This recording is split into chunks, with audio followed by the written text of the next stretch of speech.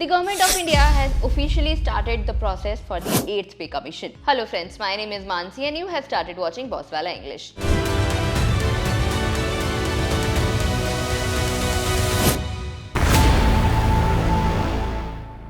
In a cabinet meeting led by Prime Minister Narendra Modi, the government approved the terms of reference, which basically means that the Commission's work has formally begun. This move will bring changes to the salaries, allowances, and pensions of the government employees in the coming years. The last revision happened in 2016 under the 7th Pay Commission.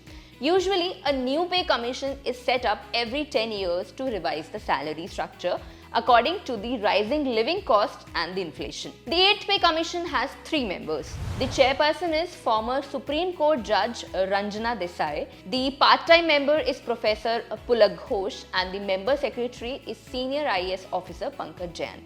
The commission has been given 18 months to prepare and submit its final report to the government.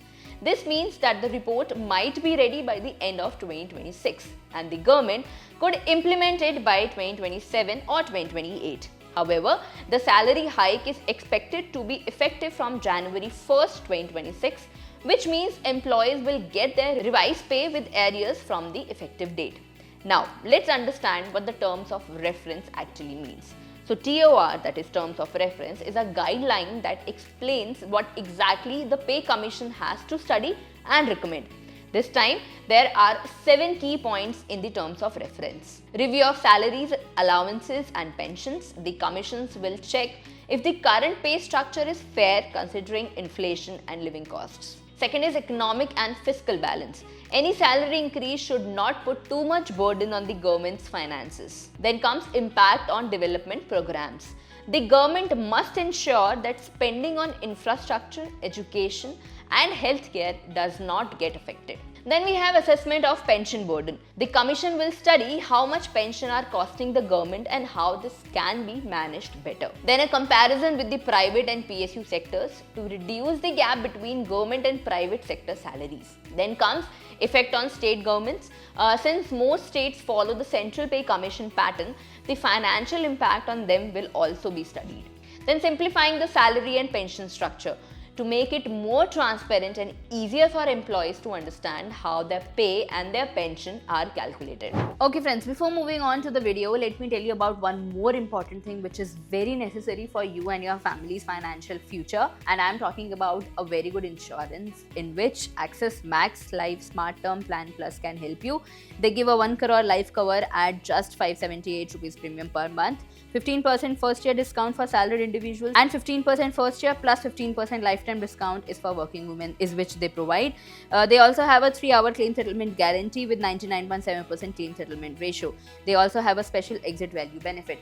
The link is in the description box. Do check this out because insurance is one of the most important part of anybody's financial future. Let's move on to the video. Now comes the most important question. How much will the salary increase? In the 7th Pay Commission, the fitment factor was 2.57x, which increased the minimum basic salary from 7,000 to 18,000 per month. If a similar factor is used this time, the minimum basic pay could rise to around 46,260 rupees. However, experts believe a more realistic figure would be 1.92x increase, making the minimum basic salary around 34,560 per month. Accordingly, the minimum pension could rise from 9,000 to 23,000 per month.